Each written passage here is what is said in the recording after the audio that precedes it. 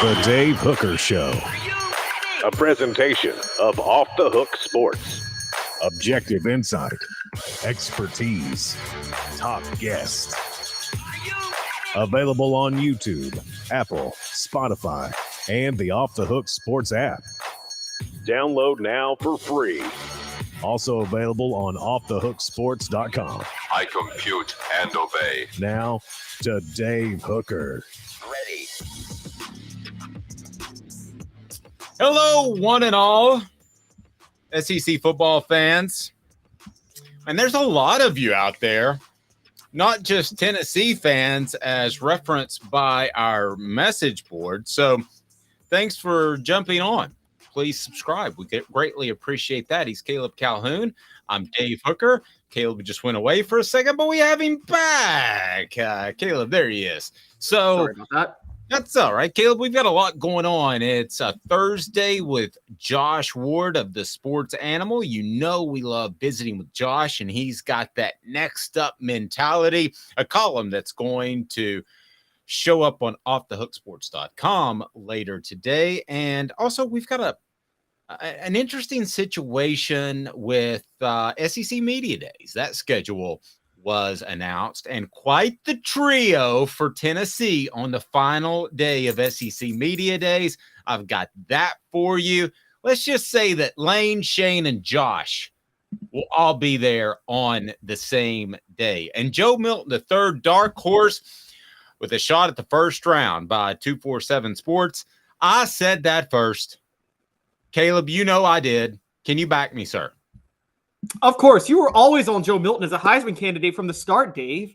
Dave is the resident Joe Milton defender on this show for everybody who's followed. Well, no, I did write that recently, though, that Anthony Richardson's display could open it up for Joe Milton because he's going to win all the measurables in the combine. So people think I've been right that. You did write that. You also you're less than a month removed from having predicted he would lose his job in September. So I mean, that was before spring. I've learned stuff, my man. So yeah. So I'm a bit further down the road on that. A quick news bit, if we can, before we get to Tennessee, a top 10 team. A lot of national media think they won't be a top 10 team, but a quick news bit out of Alabama where Greg Sankey released a message, a note or whatever on Alabama's baseball possible gambling situation. Can you just kind of update with me what he said there? Because this is one of those things that starts little and could be very, very big. Yes, and for people who are interested, I am usually not a fan of this site because they get a lot of things wrong, but I'm citing Trey Wallace of Outkick on here, and Trey Wallace, I do believe in his reporting usually, so I will give him props for that. But Ohio had already suspended. Now New Jersey has stopped legal wagering on Alabama baseball games. And Greg Sankey has released a statement to Outkick about this. I'm pulling it up now. And effectively what he said is, we are aware of reports related to the suspension of wagering in Alabama baseball games. We will continue to monitor information and any regulatory activity. As many states have acted to legalize sports gambling, we are reminded of the threats gambling may impose to competitive integrity. Together with our member universities, we will continue to emphasize the importance of regulating, overseeing, and providing education related to sports gambling activity. Don't think that Nick Saban won't say something on this if this could compromise the program in any way. Because if anybody is willing to throw other sports at his program under the bus, it's Nick Saban. And for the record, he should be willing to do that. What are the chances that this turns into a big thing, Caleb, before we get to Tennessee not in the top 10 by some national media? I think there's a very good chance it turns into a big thing. 2 separate states have done this now. I think I don't know if they're related, but I think we thought that the NCAA was going to look to make an example out of Tennessee with the football investigation, but there is some massive issues going on with Alabama athletics.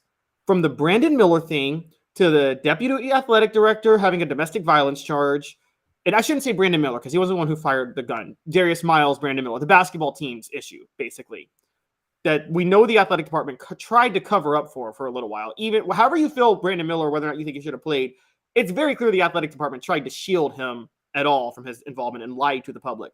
Then there's this deputy athletic director's domestic violence charge, and now this. I mean, there's something really rotten within the athletic department right now, and I think someone is going to look into it hard because that's why I think it's significant. Well, with domestic violence charges, with Jalen McCullough, we saw this last year, there can be a huge gray area. So a lot of times if you're an 18, 19, 20-year-old guy that, listen, I take them very seriously, don't get me wrong, but there can be a gray area. And I remember Steve Spurrier said, if you ever hit a woman, you're not going to be on our team. And I completely adhere to that. However, there is a gray area. The problem I have is why I am more likely to jump to judgment, Caleb, is because this is a person in a leadership position. This is not the 18-year-old that we talked about at Georgia that used an Asian racial slang term. This is a person that is expected to be a leader in your athletic department. So to me, that's immediately a bigger deal. If the exact same story came out, domestic violence with a 19, 20-year-old player, I know he's surrounded by people that could potentially want to bait him. I'm not defending anyone in domestic violence. Please don't read that wrong. But I am telling you that if you're in a leadership position, it's a lot different. So go ahead and hit that like button so we can bring people on board. First person to post on our message board each and every day gets a t-shirt. We air live at 10 a.m. So we've got Travis taken care of. He'll get the t-shirt. He'll email me, and then we will be good to go. So what do you think Nick Saban will say about this, Caleb? I mean, what does he say? Because you said he would have a retort, and I believe that would be the case.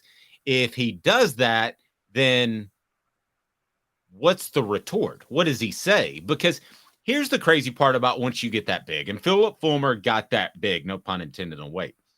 But I've been a fat guy, I can say that.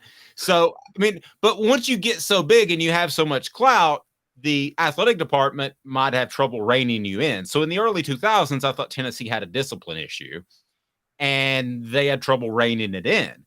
So Nick Saban has so much clout, you could call him and say, hey, don't say anything, Nick. We'd appreciate it if you just kind of keep quiet on this thing. And he could say, go stuff it. You didn't hire me. Yeah, I have more clout than you. I'll do whatever I want to. I'll call a local columnist if I want to and talk to them about the situation, because I've got to take this attention away from my program. Caleb, that could very well happen. And I agree with you. I think he will say something. I think he's probably the only coach in the SEC that has the clout, and one of the few coaches in the nation that has the clout to come out and say something, even though it's probably not in the athletic department's best interest. Yeah, and so what I think is going to happen, I think he's going to stay quiet for a minute because I think he wants to let the investigation play out. I don't think he's stupid. He's not going to recklessly mess up an investigation in any way. So he's going to let the investigation play out. Once it's resolved or anything comes to light about this, he's going to say something. And I agree. He has He'll say something by the end of next week. Oh, you're probably right. The only coach I know, and we've talked about this before, a coach having this level of power is always dangerous. The only coach I ever knew to have this level of power, having lived in Western Maryland, just south of Pennsylvania, was Joe Paterno, who was the most powerful person in the state of Pennsylvania. And we saw how that played out. But I will say, I don't think any coach should be that powerful. But I will say, I think if any coach is equipped to handle that level of power, it's Nick Saban more than Joe Paterno, who had all the power in the world, but didn't care if kids were being raped on his campus and didn't even care to coach the games. And when I remember one of the administrators went to fire Joe Paterno in 2003, and he said, "Get out of my house." Yeah. He said, basically, you just can't do it. Yeah. So we're seeing clearly into the future what Nick Saban might say. And it's brought to you by Campbell, Cunningham, Taylor, and Hahn. I have no contacts. I have no glasses. How did I get away with that? I had LASIK, and it's awesome. Absolutely unbelievable. Campbell, Cunningham, Taylor, and Hahn has cataract surgery available as well. And they've got their individual eye centers where they can take care of your annual visits. They're incredible. So what do you think Nick Saban might say? What do you think will be the tenor? I think Nick Saban will straight up say, with our program, there is no gambling allowed. He'll volunteer it too, by the way. He might even volunteer. He said there is nobody's allowed to gamble on sports within our program. Within our football program, if they do, they will be kicked off the team immediately. He's probably already called a team meeting about this. No, he can't, because I don't think coaches can meet with players, can they, once spring practice is over? But no, they can. They can call a team meeting. Yeah, he's probably already called a team meeting with his players, and he said, if one of you has a FanDuel account, you're off the team. Like, yeah, you shouldn't have an account. Why in the world would you even have an account? If you're interested in spreads, you can go to ESPN.com. You don't have to have an account. Well, a FanDuel account's to place bets, but I don't know if you can place bets in Alabama anyway. No. That's what I mean. You shouldn't. If you're a player of any sport, college or pro, you shouldn't even have one of those accounts. And we're getting ready to work with a gambling site. And I would tell the guys we work with, Jacob and Cooper, the same thing. Don't even have an account. If you're curious as to spreads while you're playing, you can look it up on ESPN.com, but you don't need a FanDuel account. No, you absolutely don't. And I guess the philosophy is you could use it to bet on other sports, but I would be like, if I were a coach, I would be like, no, you can't bet on any sport. No betting allowed. It's way too dangerous. There's no question about it. Let's get to today's tough question. And I believe it's a goodie. We get to that right now. And it's brought to you by AndyMasonRealEstate.com. Today's tough question. Take a side. Take a stand. The Dave Hooker Show, a presentation of OffTheHookSports.com. So Tennessee is outside the top 10 in some post-spring rankings. Alabama not in the top 5. We talked Bama, so let's turn this to the Vols. Let's start with CBSSports.com as their post-spring rankings. They have Tennessee at 16. Whoa, that's a lot low than I would have figured. As for ESPN, their postseason rankings, they have Tennessee outside the top 10 as well, but higher at number 11. Is this disrespectful? Caleb Calhoun, that's the question I want to ask you. And that's today's tough question. Is Tennessee being disrespected, or is this fair? And it's brought to you by AndyMasonRealEstate.com. Save thousands or tens of thousands with a realtor that has over 40 years of experience in his office with the real estate, best prices, best service in Knoxville. AndyMasonRealEstate.com. Disrespectful? I think the CBS Sports one definitely is. And the ESPN one at 11, somewhat. I would be stunned if Tennessee didn't finish within the top 10 this season at the end of the year. And they should be a preseason top 10 team, period, end of discussion. But John says, I like those rankings. Great motivation to prove them wrong. And it gives me something to ask Cooper and Jacob about. But that's true. But I think it's somewhat disrespectful. It's absolutely disrespectful. Now, I'm with you. I've turned in my fan card years ago, but to play the role of a fan, the two people who wrote this are known Vol haters, Dave. And one of them is a recent resident Vol hater. Dennis Dodd wrote this at CBS. Same guy who said Nico ain't cutting it in spring ball before he ever threw a pass. So, that's where Tennessee came in at number 16. Dennis, you got an agenda against Tennessee, man? Did somebody at Tennessee steal your lunch money? And well, it's funny because I know that Barrett Slee is big on Tennessee. He was big on Butch Jones, and he was big on the column he wrote yesterday. And no, that's not a Tennessee accent, Caleb. That's a Paul Feinbaum caller accent. I know. Oh, okay, good. Yeah, that's a Feinbaum. I can't do it. Tennessee's got a different type of Southern accent. I can't really do it. The East Tennessee slow Southern drawl. I can't do it well. It's the eyes. The eyes. Go from eyes to eyes. And I do that from time to time. I used to do it quite a bit if I'd had a couple of cold ones in me. Is it motivation for Tennessee? I would post it up. I'd post the number 16 up in the locker room. Oh yeah, that one's absolutely motivation. Number 11, it's Mark Schlabel who wrote it. I also think he's had an agenda a little bit against Tennessee over the years since he's a Georgia guy. But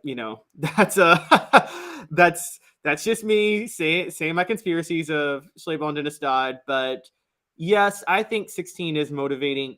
See, I don't think it's going to be as motivating because they're going to see excuse me, something in my throat. They're going to see a lot of things giving them respect, and they're going to see more giving them respect. I don't know if Tennessee's capable of doing what Michael Jordan was able to do, which was just take the one thing that offends him and use it as fuel. I don't know if they're capable of doing that. I will say who should take it personally is Joe Milton, Dennis Dodd's article. Here's what he says about Tennessee. Joe Milton can throw it to the moon. It's actually pretty funny. Just don't ask him to hit the moon. Yeah. And then basically saying he has accuracy issues and Alex Golish being gone and Hendon Hooker being gone and the losses of Cedric Tillman and Jalen Hyatt. So, I think Tillman barely played. I'm sorry? Tillman barely played. I don't know how that could be a factor. Well, yeah, he noted that Squirrel White should be able to replace him along with Brew McCoy. I think the big thing is Joe Milton should take it as disrespect more than anything. Joe Milton's been getting a lot more respect recently, ever since the Orange Bowl.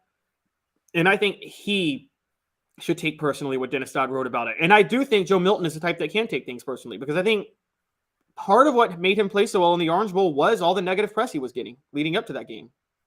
Yep. Like, share, and subscribe. We greatly appreciate that. Is Tennessee the kind of mini version of Georgia last year on the message board? Georgia was disrespected. They couldn't come out and win another championship because of all they lost. Is that a fair comparison, Caleb?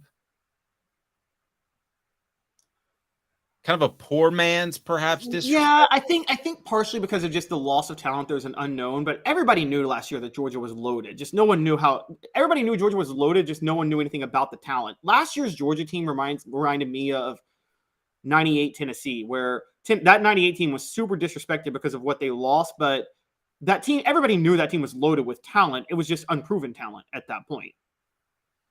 So let me ask you, I'm going to run down these teams really quick. We got Josh Ward coming up, and portions of the program brought to you by Zulbeer, xulbeer.com. They've got parking downtown and a panoramic view of the city, worldwide award-winning craft beer. So I think you would agree, Georgia, Michigan, and Ohio State, which in CBS, those are 1, 2, 3. They are better than Tennessee heading into the season, you would think. We all saw last year that things could change quickly, but I would have to have them above Tennessee. So let me throw these other at you real quick. Penn State, they've got it 4. No. Washington, 5. No. Alabama, 6. I understand putting Alabama ahead of Tennessee. I do. But no. I think we'll know after the first month the better team based off quarterback play. So I think that's a coin flip. Florida State. No, the most overrated team in college football right now, and I'm sick of the love Florida State's getting. Sorry, that's driving me crazy. What was the team last year that got all the preseason love that didn't pan out? But I think Florida State's that team this year. Texas A&M, wasn't it? Yep, it was A&M. LSU. Yes, I actually think they might be better than Tennessee this year. Okay. I could get roll with them over Tennessee. Notre Dame is not. And I'm going to tell you why. Because Notre Dame and Marcus Freeman hired a player's coach. You can get 1 year out of a player's coach. They got a pretty good year last year, but I'm going to go ahead and tell you that's going to start to slide downhill. Okay. I'm telling you, it's going to happen, and it's going to start this year. So I'm going to go ahead and take that one. Clemson. Tennessee just beat Clemson. I'm fine if you think Clemson's going to finish ranked ahead of Tennessee, because as easy of a schedule as I think Tennessee has, Clemson's got an easier one. I mean, I will say that, look, we were talking about SEC dominance yesterday, and I still believe in it, but good Lord, Tennessee and Georgia have two of the easiest schedules you could ever imagine for SEC teams, but Clemson's got an easier one. I'm not any more of a believer in Cade Klubnik than I am Joe Milton, though, based off what I saw in that Orange Bowl. Oregon. Again, I could see them being ranked higher than Tennessee at the end of the year because of where they play. And I think Oregon could win the Pac-12 this year. I would say the same thing for Kansas State. You think Kansas State's going to win the Big 12? I think they'll be right there. I mean, I think they'll be right there. I don't think they're better than Tennessee, but I think they could finish ranked ahead of Tennessee. Okay, fair enough. Southern Cal has Caleb Williams coming back. I was a little surprised that Southern Cal wasn't higher on this list. I agree. Utah,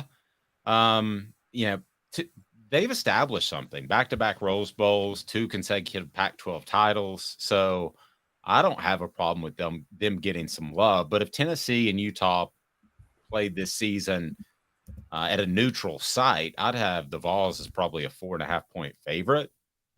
Yeah, I think Utah's maxed out what they can do. Don't you? Like the couple Pac-12 titles, this is all they can really do. And so, like, I don't think that's better than Tennessee. I'm fine with USC or Oregon because I think USC or Oregon could take it to, well, certainly USC could take it to another level. I think Oregon's cap is somewhere above Utah, but below as high as USC could get. And so, yeah, I still have Tennessee ahead of Utah. I agree. Yep. And then, so the last one, who did I have? I lost my screen there. Oregon State's the last one. Okay, sorry. Oregon State, they do have DJ Uiagalelei, career reboot. He transfers from Clemson. I don't think he's worth a darn. No, Oregon State is living off of one game last year where they, to their credit, they beat Oregon at home towards the end of the year. That was at home. Oregon had a first-year head coach. That's the best they're going to do. Oregon's going to be better this year with Dan Lanning in a second year.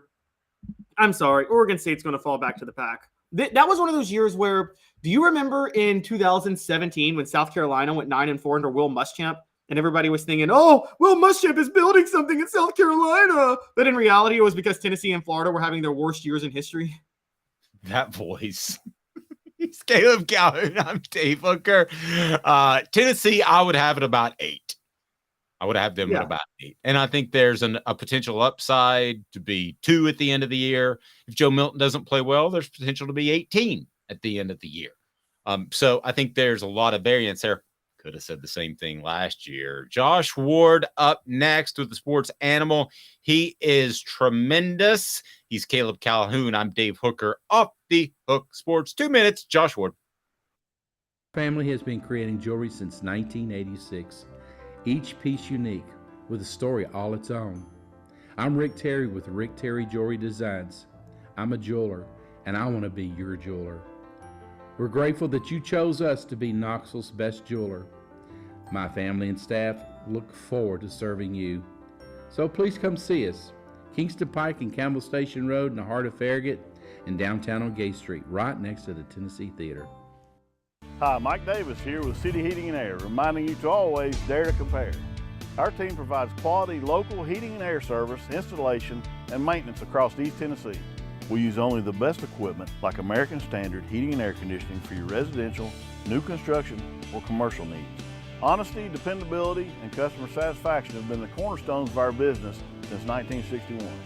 City Heat and Air. Dare to compare.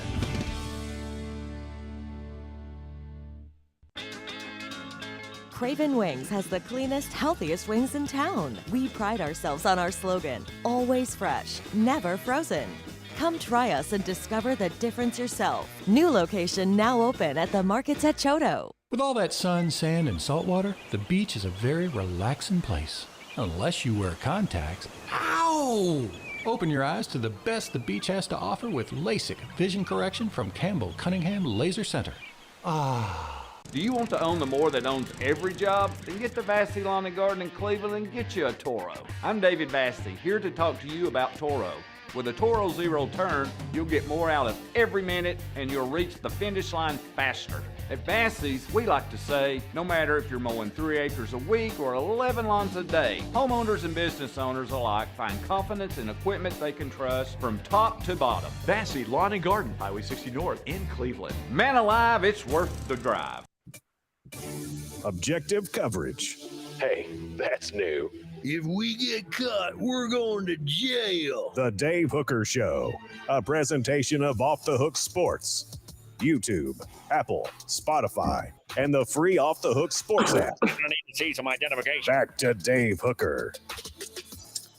Boy, this next guy is awesome. Josh Ward joins us each and every Thursday, and he is absolutely the best. And Josh has something that's going to go up on offthehooksports.com that we want to talk about later today. As for the Hooker shirts, those are out and about. First one that post on the message board tomorrow wins a Hooker shirt, but we've already given the 3 out, so we'll have that for you tomorrow for those that didn't make a Hooker shirt. And I'm sorry D, who's a trucker and he's 2,000 miles away and he didn't get logged on in time, but that's tough. It's not as bad as a flat tire in a semi, but it's we'll have to get you one tomorrow, but I'll take care of you. Let's get to Josh Ward of the Sports Animal. Good morning, Josh. How are you? Good morning. Doing great. Great to be with you. So, next man up. What does that mean to you? Because there are times when I've heard the term next man up from namely John Chavis, and he was saying that and it sounded good, but at the end of the day, it was next man down because it was during the season and there was a guy that was injured. But in this case, in the point of your column, next man up doesn't look bad for the Vols at all. Yeah, it's more of the cycle that you go through as a program because players have to leave at some point. And sometimes they decide to leave early. You actually want guys that are going to leave early because that means they have NFL opportunities and they've probably succeeded in your program. So I was thinking about the 1990s. And if you think about the mid to late 90s, that incredible run, the amount of wins Tennessee had is going to be difficult to replace. I don't think any program should really have that kind of standard or expectation unless you get there and then you're trying to hold on to it like Alabama or Georgia in terms of how many games Tennessee won. But the culture of that program, and it had been established before that and then really took off, was they had a lot of talent that came in, guys succeeded, they held each other accountable, and then as more talent came in, those guys that were leading the way showed the younger players this is how it's done. So then when those younger players had their opportunity after guys left, the next man up knew what to do. So, yes, next man up often is going to talk about somebody goes down with an injury, you need somebody to step up. And if you recruit at a high enough level, you can have 4, maybe 5-star players that are next in line. But right now for Tennessee football, because of the last 2 years, you've seen players buy into what's happening at Tennessee, develop within the program, succeed, which has led to more wins for Tennessee, and then turn that into NFL opportunities. Back-to-back years having 5 guys drafted. This year having 5 players taken in the first 3 rounds. Only Alabama had more, but they're gone now. So Hendon Hooker leaves. Joe Milton is the next man up. Jalen Hyatt leaves. Squirrel White is one of the next men up. There are a number of guys at receiver that will have a chance. Ramel Keaton gets to take on an even bigger role. Same for Brew McCoy. And I think on the defensive side, Byron Young leaving, the year before Matthew Butler leaving, showed Amari Thomas what to do. So Tennessee is in a position where talented players are up next. And on defense, Joshua Josephs is a younger player that will have more of a chance this year. And there's some veterans returning too, which I brought up in the column. And that's what you need to happen every year to sustain success. Your next man up percentage, what do you think are transfers as opposed to actual organic players coming through the program? Yeah, there will be a transfer element for sure. Like Jeremy Banks leaves and Keenan Peely is going to come in and help with that.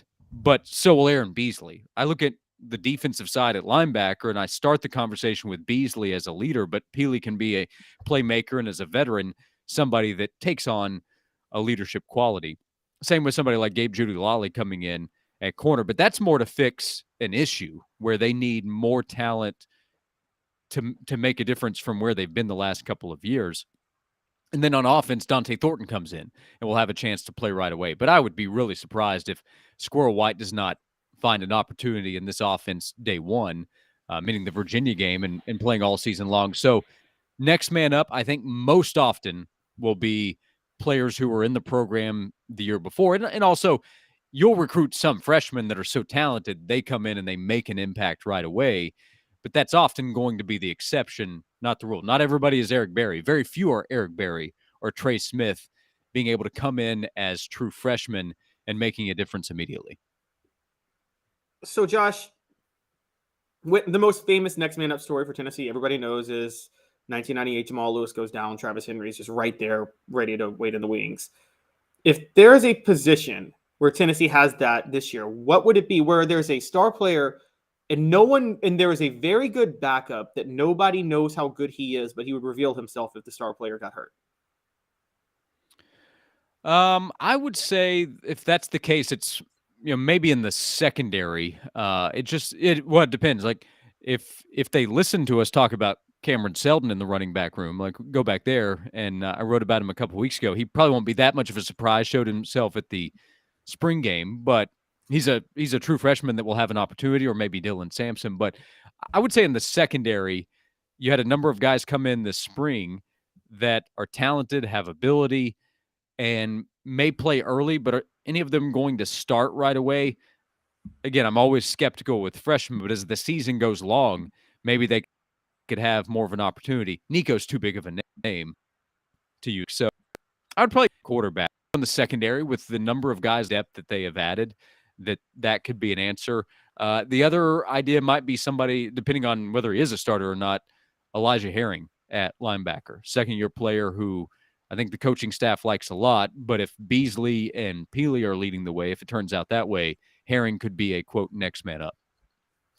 Please click that like button. Helps us bring more people into the show. If you haven't subscribed yet, do that. He is Josh Ward. Go to offthehooksports.com for more. I'll tell you who needs to be a next man up is somebody at right tackle. And I think I know where they're going to go, but replacing Darnell Wright is not going to be real easy. Yeah, and in the column, I mentioned guys that are already out there and they can make a name for themselves for the draft this upcoming year, Cooper Mays and Javonte Spraggins. But no doubt, Wright is a player that's going to be difficult to replace because of the importance of his position and how good he is. He was a top 10 pick in the NFL draft. Tennessee hasn't had one of those since Eric Berry 13 years ago. So Gerald Mincey is a guy that came in as a transfer, was probably better than I expected him to be, coming in right away, helping on the left side. He makes the switch over to the right side like Darnell did a year ago, and expecting him to be that good would be unfair. Or if it's Crawford, would be unfair to expect Darnell Wright level play because, again, he's a top 10 pick and he's a 5-star prospect out of high school. They're hoping John Campbell can be that transfer answer that we're talking about earlier, but the guy that steps into that right tackle position has to be good enough. Darnell Wright good would be unfair, but good enough to keep Tennessee's offensive line at a high enough level, similar to where it was a year ago. 2 years ago, the offensive line really struggled to protect the quarterback, and it held the offense back. Last year, it made a big jump, and so did Tennessee's offense. I would also, another name that I would mention, I don't think you did, but there you mentioned several is perhaps Andre Currick as well. I would throw that out there, Caleb. Yeah, and that's probably at left guard. Let's see how that competition goes. Does Addison Nichols get into that competition more in the spring? Is there a surprise player that comes available in the transfer portal? That was the position group that Josh Heupel mentioned in the last couple of weeks when he was asked about the transfer portal. Said, you want to take the best player you can if you think he can help, which is true. But if we can find some veteran help on the offensive line, that would factor in. But yeah, Carrick for sure is a guy that would factor in as a transfer from Texas and could be the starter at left guard this fall. This is way too early, and Caleb, I'm going to jump to you, but Addison Nichols feels like that guy who can back up at several positions, center and guard, and is about a year away from being a really good player to me, based off people I talked to. You? That was the sense in the spring, but I did hear good things about him as the spring went along. So let's see what the summer does for him, and let's see what kind of opportunity he gets. If the coaches see that he's continuing to get better and they love his ability, we know that's the case, then he could end up winning that left guard battle, and he's in a position similar to Jerome Carvin where he wins the starting left guard position and serves as the backup center where they would shift him over if Cooper were to go down. I don't know that that's going to be the case at all, but that would to me be his best opportunity to get on the field right away. But he's a player that has an important summer ahead. At some point, I think Addison Nichols is a starter for Tennessee. I just don't know that it's against Virginia this fall. Josh, I want to do a bit of a hard turn real quick, but there was an alarming ranking that came out yesterday. College Football News revealed it, but the new APR rankings are out, and Vols are near the bottom at 122. They have had a 946 score the last 2 years, and 930 is what's required for postseason play over a 4-year period. LSU's at 922, so don't worry, they're not the dumbest school in the SEC. But how much of a concern is this for Tennessee going forward? I don't think that it's a big concern. I could be caught off guard moving forward, but I would think that now that you have your program kind of restructured and you have the leadership in place that you do starting at the top with Danny White and Josh Heupel, and you shouldn't be having a huge amount of turnover compared to what you've had, no more than other programs are going to experience in college football with the way everything is now, that everything is fine moving forward. So it's something to monitor, something to keep an eye on, but LSU is a program that's had change, right, in the last couple of years with Brian Kelly coming in. So I'm sure getting that improved is on the list of priorities. Coaches get bonuses from that stuff too. So they're going to care enough financially as well as what happens on the field. So I doubt that it ends up being a big concern for Tennessee in the future. Yeah, don't we all think that APR is kind of one of those things that you can manipulate as a coach? I mean, you can say, hey, player X, you need to take some easier classes this year, or you need a little more tutoring or something. Can't we, it's kind of moldable. Yeah, I would think that you're on top of that in some way. The most memorable case I can think of from an academic standpoint where a school was caught off guard, if we keep it local, remember John Higgins' situation where he had changed majors and ends up being ineligible for the postseason. John Higgins, great guy, well thought of, intelligent, but there was a mishandling behind the scenes as he was changing his direction academically, and it got him behind. And I think to this day, Buzz Peterson, you bring it up with Ron Slay still, I think it's a sore subject because it was not handled correctly for what he was trying to do academically with everything he, of course, had on his plate as a starting guard for Tennessee's basketball team. That was the first year that you had to pass 6 hours to be eligible for postseason play. And because John Higgins was out, Buzz Peterson swore that they were the 65th team. Because I'll tell you, we were on the board. We were 65. I've seen the board. I don't know how you saw the board, Buzz. But anyway, he swore that they were the 65th team. And they hand out this press release during practice where John Higgins is not available for the SEC tournament. I was always told that was a boo-boo by John, that John took 400 level math classes in the fall, and they told him not to. And he said, I want to be a teacher. I want to do this. And they were very challenging. He didn't make it. That's what I was told.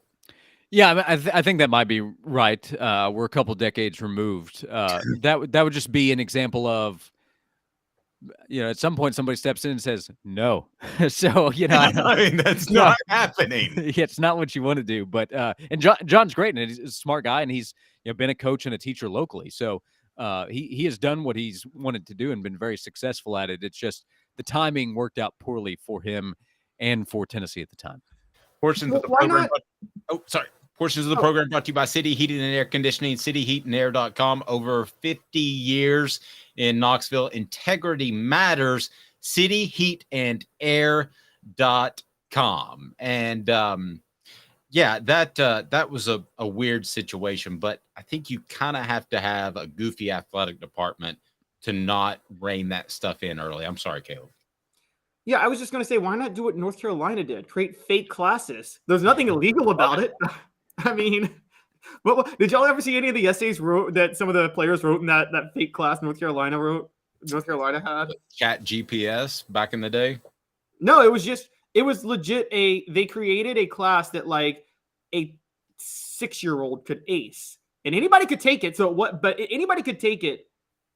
But this was a way that this was a class the athletes could take to boost their GPA, but they couldn't say it was academic fraud because technically anybody was allowed to take the class. Yeah, the athletes benefited within their department because other students were also able to benefit. So it wasn't really about trying to prove that the class wasn't an issue. It was just that it wasn't an issue in terms of an extra benefit. Well, Tennessee did something very similar in urban studies. There were several classes there. I remember, I think you and I worked together, Josh, at the time. Linda Benzel Myers, you around then, or was that before your time? Yeah, it was a little bit before me. Okay, yeah. In terms of working with you, yeah. Yeah, she critiqued. You were alive.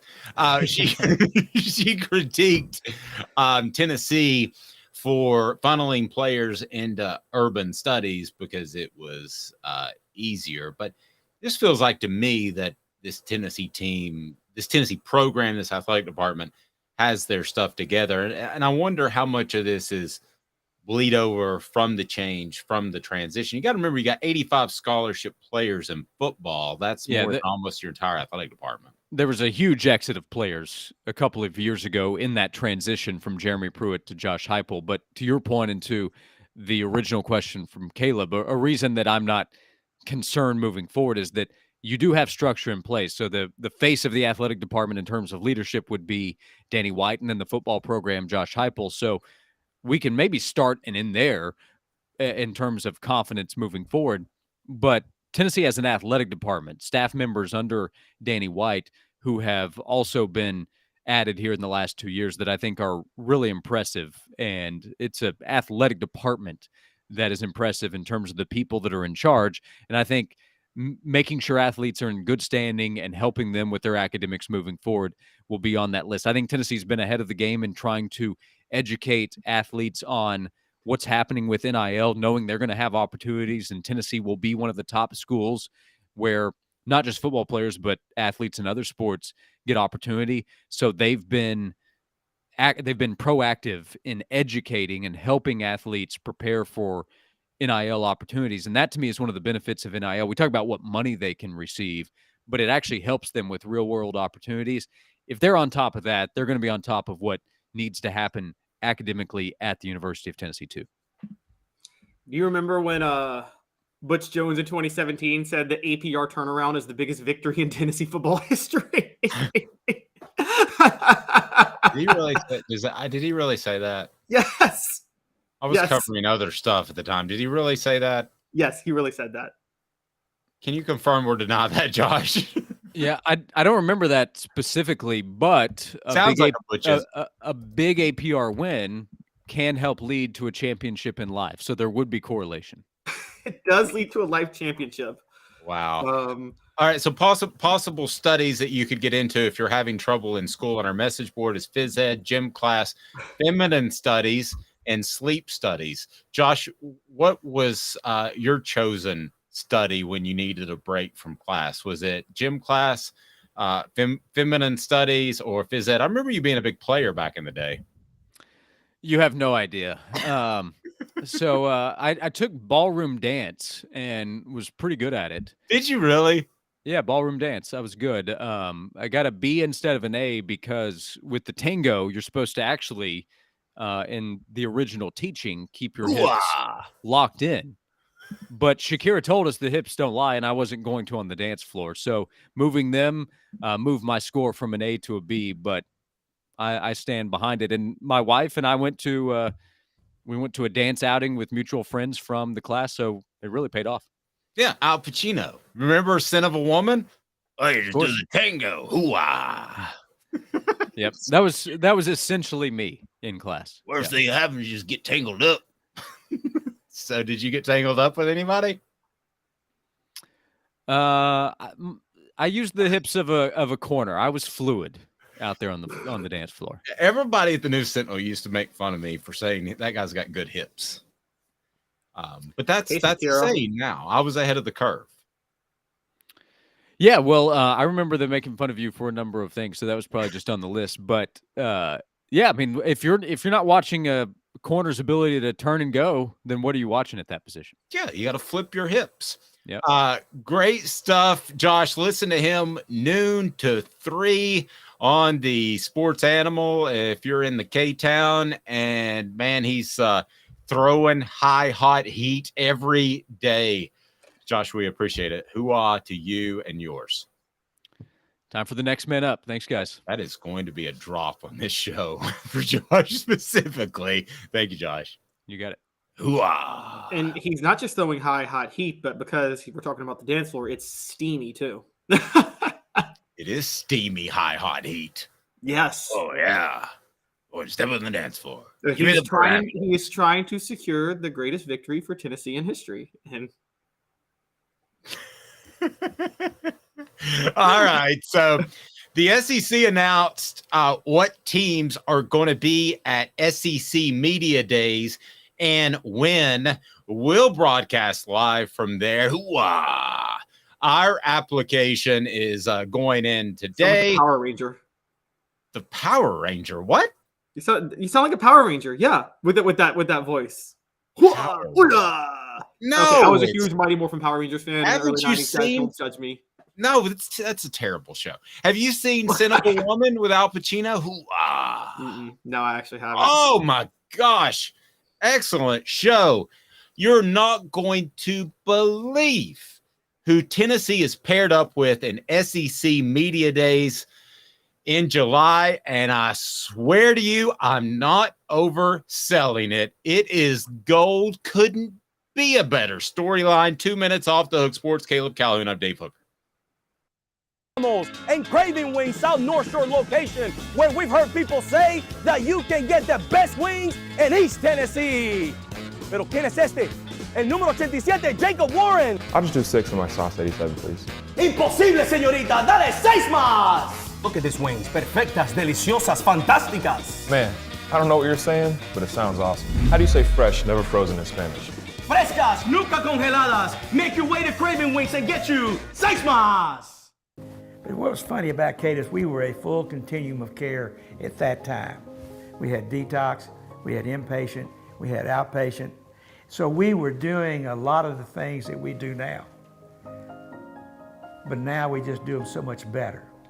It's really a simple program, but we're complicated people. I am what I am, and now I got to do something about it. You can take your life back. Call Cadis today.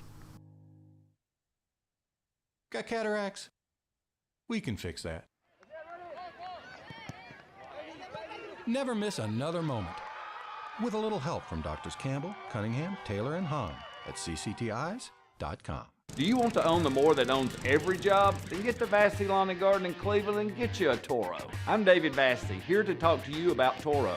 With a Toro Zero Turn, you'll get more out of every minute and you'll reach the finish line faster. At Vassey's, we like to say, no matter if you're mowing 3 acres a week or 11 lawns a day, homeowners and business owners alike find confidence in equipment they can trust from top to bottom. Vassey Lawn and Garden, Highway 60 North in Cleveland. Man alive, it's worth the drive. Our family has been creating jewelry since 1986, each piece unique with a story all its own. I'm Rick Terry with Rick Terry Jewelry Designs. I'm a jeweler, and I want to be your jeweler. We're grateful that you chose us to be Knoxville's best jeweler. My family and staff look forward to serving you. So please come see us. Kingston Pike and Campbell Station Road in the heart of Farragut and downtown on Gay Street, right next to the Tennessee Theater. What the? What was he thinking? Release the hounds. The Dave Hooker Show. Keep cool. A presentation of OffTheHookSports.com. So, Joe Milton III named a dark horse by Brad Crawford of 247 Sports. But I'm just going to be real honest with you. I hit the wrong element. So, we're going to talk about SEC Media Days. My apologies. Let's do this right. 4 downs. 4 questions. 4 answers. The Dave Hooker Show. 4 downs. A presentation of OffTheHookSports.com. D says South Carolina, Mizzou, and Bama would be a great group, but we're talking Tennessee, D, who's all the way out in Cali. Download the app, subscribe, like. We appreciate that. If you haven't subscribed yet, what are you doing? Caleb, Tennessee will go on the last day. They're actually the last team to be at SEC Media Days. So they will be there on Thursday in July. Now, From a news content standpoint, who would you most want to see during Tennessee's media session, Caleb? Which person related with Tennessee? Is that what you're talking about? No. Which other teams? Which other teams? We don't know. We don't know the players yet, and we won't until like a week, two before. Well, maybe Cooper and Jacob, I would imagine, would be two. You want to see Alabama because you want to troll Nick Saban. No, but that's not the number one person you want to see. It's obvious where I'm going because we're going to go the same way. You want to see Lane Kiffin. You want to see Lane Kiffin on the same day because Lane Kiffin is just way too funny. Tennessee, Ole Miss on the same day. Do you want who would you most want to see in the third spot, given what happened last year? Wink, wink. I'm giving you a hint. Andy acted like a bit of a doofus last year during SEC media days. Yeah, I'm lost on this one. I mean, I think I know where you're going because I know who's in this spot, but I'm assuming that's who you're saying you want to see in this moment. Who is going to be in this moment? Yes, so do you know who it is yet? Shane Beamer? It is Shane Beamer. So there will be a moment at which Shane Beamer and Josh Heupel will come together, have to shake hands and talk about probably nothing, as they probably don't want to be around each other all that much. But that's a great storyline day. As a matter of fact, I believe firmly that is the best storyline day. I mean, you've got, from Tennessee's perspective, you have the team that beat them last year and the team that they need to thump this year to end any sort of potential rivalry. You have that. You also have Lane Kiffin, that obviously it's Lane Kiffin. I can't possibly imagine a better trio on the final day. And I do think that they stack some of these so that the media stays till the very end. A lot of times that's Alabama at the very end, but there've been a couple of days where they had like Missouri and Vanderbilt on the last day, and you're like, I don't need to be any part of this. And people would leave early, and it was like a ghost town. So the first day will be LSU, Missouri, Texas A&M. That's Monday, July the 17th. Tuesday, full day, Auburn, Georgia, Mississippi State, Vanderbilt. So we'll talk a lot about Auburn and Georgia that day. Wednesday, Alabama, Arkansas, Florida, and Kentucky. Now, this is going to be in Nashville.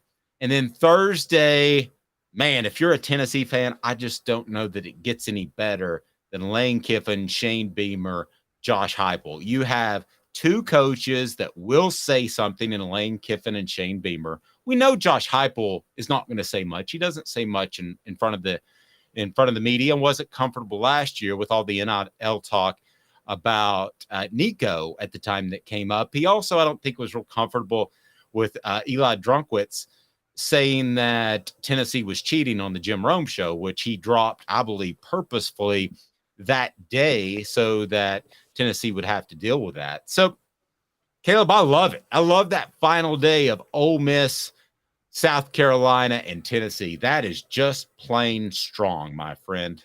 Oh, it is. And here's the thing. It's necessary, too, because they really dropped the ball on the other days. Like, how do you not have Alabama and Texas A&M on the same day going next to each other? Nick Saban and Jimbo Fisher with their war of words. And maybe Kirby Smart before Nick Saban, since he is the new Nick Saban. Like, how do you not do that? I mean, let's go to the first, first day. Brian Kelly, Eli Drinkwitz, Jimbo Fisher. Okay, Missouri, we don't care about. LSU and Texas A&M, we do. But at least put Brian Kelly and Jimbo Fisher back to back. And then Tuesday, Hugh Freeze and Kirby Smart. But those are two interesting ones. But you can have those at any time. I want Alabama, Georgia, and Texas A&M next to each other. I want the drama with Nick Saban surrounded by his two former assistants, one who's about to get fired and he's taking a ton of shots at, and the other who has taken his mantle away from him. But instead, we got to see Nick Saban next to Sam Pittman. Yeah, you got to put Sam Pittman somewhere. So on Thursday, it's Tennessee, South Carolina, Ole Miss. So 4 downs, first down. Will Lane Kiffin throw a barb Tennessee's way? Yay or nay? What say you, Caleb? Yes.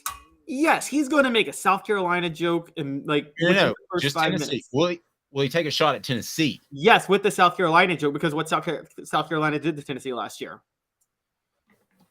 Maybe. I'm going to say that Lane is past the point of that. Just a weird prediction. Maybe not. I haven't seen him tweet as much. Didn't he turn down the Auburn job because they wouldn't let him tweet that much? I think that was a factor. He also leaked out there that he didn't want to move his kids, which I don't think he's ever made a professional decision based off his family. And I didn't believe that. I kind of do because I don't want to live in Auburn. Okay, sorry, keep going. I think at the end of the day, he wasn't offered. Is my thought on that.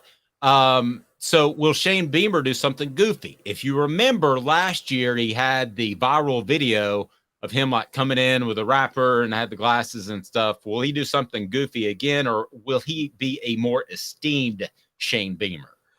I think he will be, I hate to say this, he won't do anything goofy this time. He'll be more esteemed, and here's why. Shane Beamer is very much like Butch Jones. They say goofier things when they feel a little more pressure. Like Butch Jones didn't come across as goofy when Tennessee was considered a program on the rise and people were excited about the program. It was when he started feeling the heat, when he said champions of life and 5-star hearts and even a mental rep is a real rep. And fair. All right. So that was second down.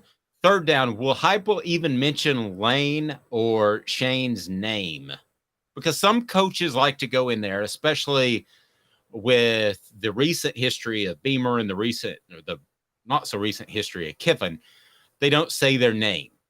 And it's just a little bit of a psychological ploy. Will he mention their names?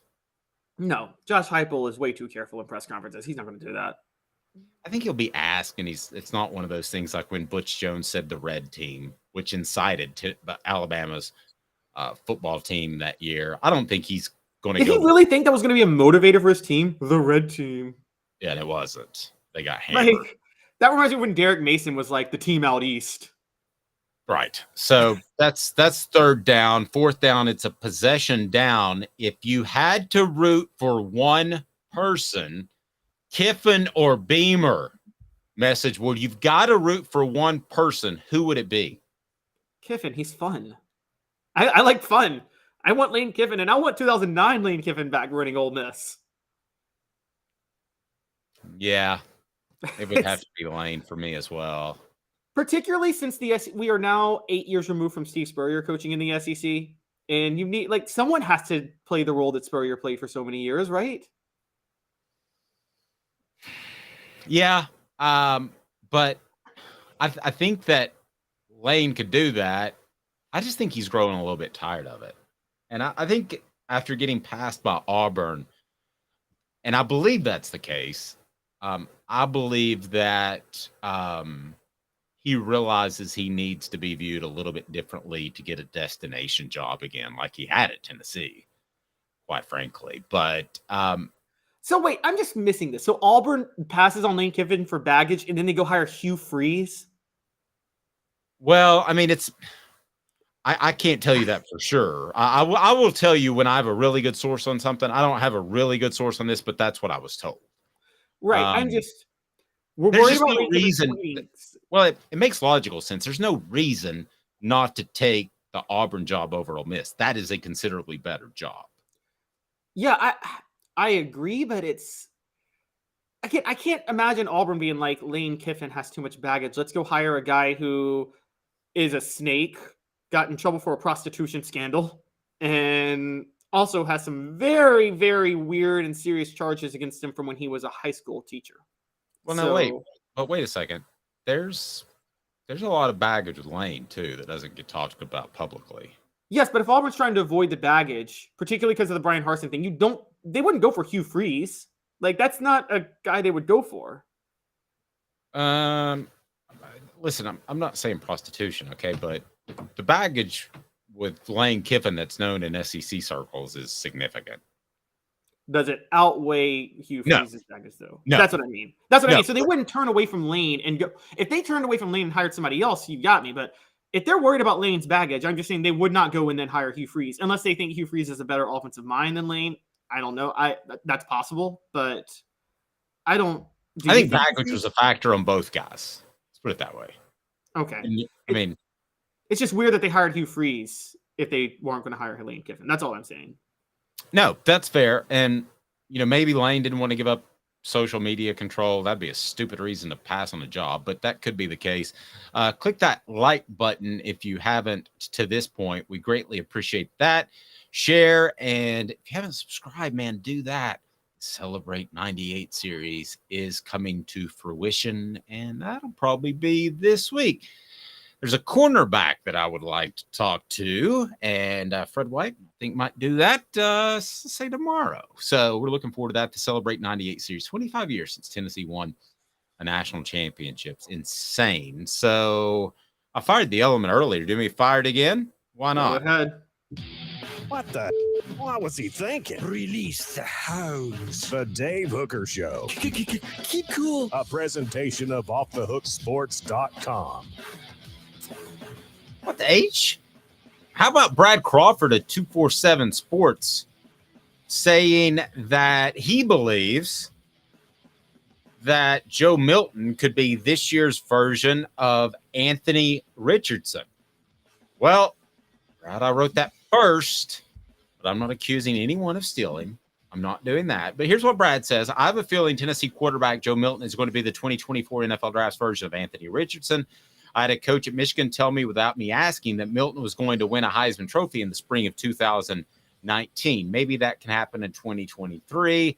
Milton has a cannon arm and incredible athletic traits to fit his 6'5", 245-pound frame. The difference between Milton and Richardson is he is going to have to throw the ball for Tennessee weekly with consistent accuracy while going through progressions in their tempo-based choice offensive system. I like his chances passing it 10 times more than Richardson at this stage. I do too. I think Joe Milton will be a better quarterback than Anthony Richardson was last year for Florida. And so if he matches all the measurables, who's to say he could not only be a first-round pick, but a top half of the first-round pick? That would not surprise me at all, Caleb. No, not me either. And you're right. It's what you've been saying for a while. I'll give you credit on that. And it's what we kind of have expected. I will say the thing that stood out to me from this little graph was a Michigan person telling him that Milton would win the Heisman in 2019. Because now my mind's going to here. Dave, what type of indictment is it against Jim Harbaugh if Joe Milton is a Heisman candidate this year? Like, say Michigan has defense and running, but they're just missing it at quarterback. Is that going to warm up Jim Harbaugh's seat again? I don't know that Milton's as big of a factor because I think guys are given a pass nowadays, and I don't think Harbaugh's seat's warm for any reason other than himself. I mean, he made the college football playoff last year. I think that the reason it might be warm is the same reason that Tennessee fans were a little bit turned off by Rick Barnes, is that Rick Barnes seriously flirted with UCLA and was willing to go there. Jim Harbaugh has reached out to several NFL teams by various reports and wants to go back to the NFL. That, to me, would stick in my craw if I'm Michigan's athletic department. I mean, you're looking to leave every single year? Yeah, I get it. And I think Michigan kind of is aware of how good of a coach he is. And I'm just wondering, though, I think about it from on the field, like, okay, Justin Fuente, let's call it what it is. He got fired in 2021 because Hendon Hooker was balling at Tennessee. That was the biggest reason Virginia Tech fired him, because they were like, you threw him under the bus and look what he's doing now. Milton transferred because I think he had lost his starting job at Michigan. And you start to think, wow, if he balls out at Tennessee this year, a lot of Michigan fans are going to be thinking, how do we let him get away? Well, but it's a couple of years removed. And the reason I would say that, it's a couple of years removed. So maybe he was immature at the time and he got mature. I just think the transfers on both sides of it, when you look at a Joe Milton or Hendon Hooker transferring, it used to think they were bust at the other place, or they were bad dudes, or they had some issues, but you don't think that anymore. It's completely changed. And I think the same thing should be said for coaches. Maybe there's just not a good fit. Maybe guys don't get along, and with the freedom to leave, they're going to leave. You're going to lose good players to other programs. It's just a factor. By the way, we were asking the message board, a craw. What's a craw? It's the crop of a bird or insect, the stomach of a person or animal. So it sticks in your stomach. How about that? Helping you out. Joe Milton wouldn't have played at Michigan last year, says Travis on the message board. Well, we didn't really play at Tennessee last year. I mean, until the end when Hendon Hooker got hurt. But I'm just saying, I'm just wondering because, look, I've said this before, and this is on our Instagram stories right now, where I said Michigan is they're the most overrated program in any sport by far. Michigan is the most overinflated program. They have half a national title the last 70 years. Ouch, it's strong. Crafttreats.com is strong. Crafttreats.com has great, fantastic treats for your pet. And they've got the CBD treats. If you use the promo code off the hook, then you'll save 20%. And what will that 20% give you? Well, with the CBD treats, the chill pills, it will get you a pet that is not suffering from arthritis, that is not suffering from anxiety, that is not suffering from digestive issues. That's pretty awesome. So you can get that at crafttreats.com. The chill pills or any of their fine products. Just use the promo code off the hook. Use the promo code off the hook and you will get 20% off. It's going to be about his accuracy, Joe Milton.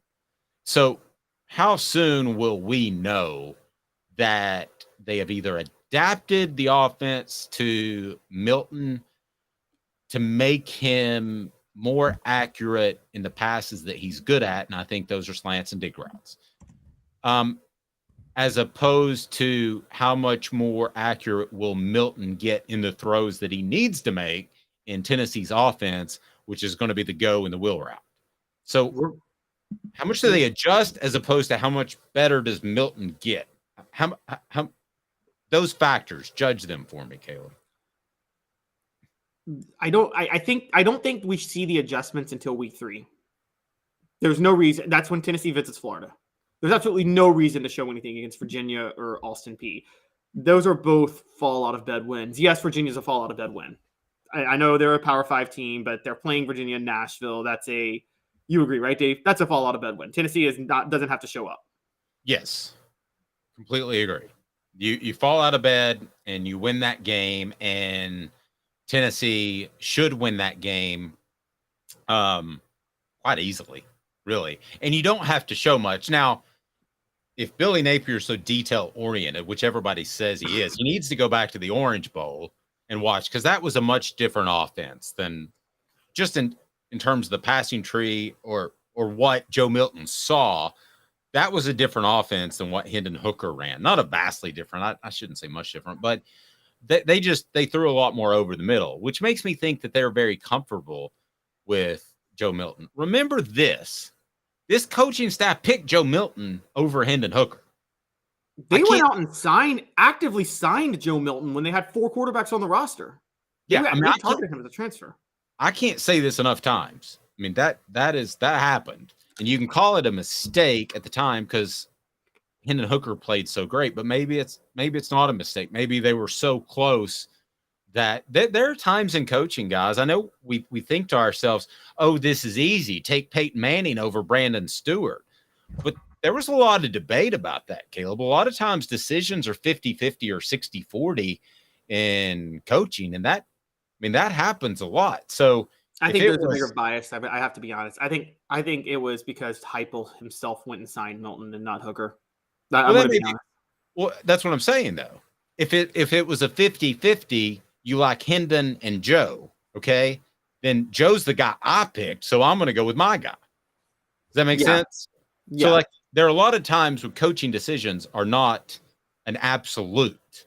We often say that. It's just not the case. There are close competitions in camp and close competitions in practice where you might have been about the same with either one. I think you're right. I mean, I think that if that's your dude and you picked him up and he might have gotten some NIL money, I mean, who are you? I'm going to play that dude.